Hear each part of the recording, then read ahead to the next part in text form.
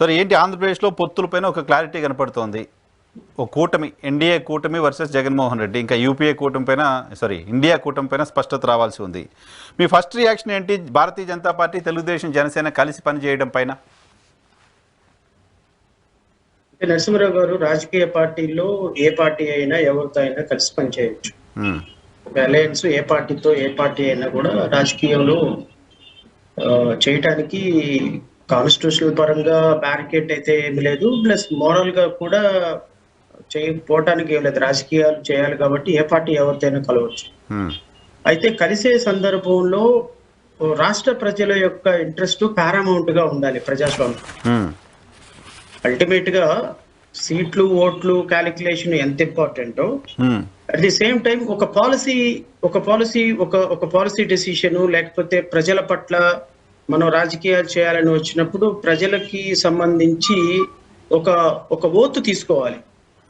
మనం ఎంత దిగజారుడికైనా దిగజారిపోయి ఎలాంటి రాజకీయాలైనా చేయాలి అంటే ప్రాబబ్లీ కాన్స్టిట్యూషన్ లో కానీ లేకపోతే లీగల్ గా కానీ బ్యారికేడ్ లేకపోవచ్చు. కానీ మనం పాలిటిక్స్ లో ఉన్నాము అంటే అర్థం ఏంటంటే ప్రజలకి ఒక సేవ చేయడానికి, ప్రజలకి ఒక మంచి పరిపాలన అందించడానికి ఉన్నామని అర్థం.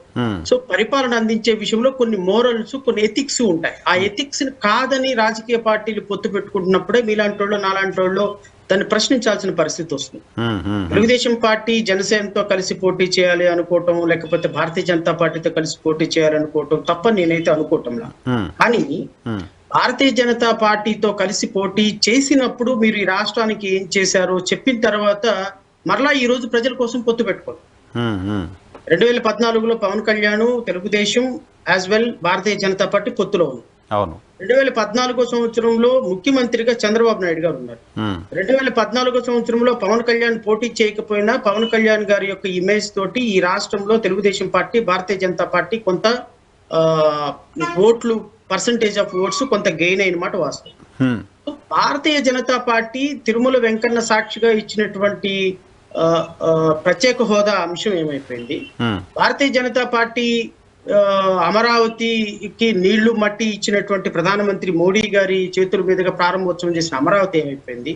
భారతీయ జనతా పార్టీ ఈ రాష్ట్రానికి ప్రత్యేక హోదా కావచ్చు, పోలవరం నిధులు కావచ్చు, లేకపోతే వెనుకబడిన జిల్లాలకి నిధులు కావచ్చు, లేకపోతే రైల్వే జోన్ కావచ్చు, ఇట్లా కొన్ని వందల అంశాలలో ఆంధ్రప్రదేశ్ రాష్ట్ర ప్రజలకి మీకు అధికారం ఇచ్చినప్పుడు ఈ రాష్ట్రానికి దుర్మార్గంగా ఈ రాష్ట్రాన్ని నాశనం చేసి, ఈ రాష్ట్రాన్ని ఇగ్నోర్ చేసి, ఈ రాష్ట్రానికి కనీసం హక్కుగా రావాల్సినటువంటి బడ్జెట్ లో కేటాయింపులు జరగకుండా తూతు మంత్రంగా వందే మాత్రం అనే 2 రైల్స్ మొకాన పడేసి, మీ 2014 నుంచి 2023 వరకు బడ్జెట్ ప్లాన్ తీసుకోండి.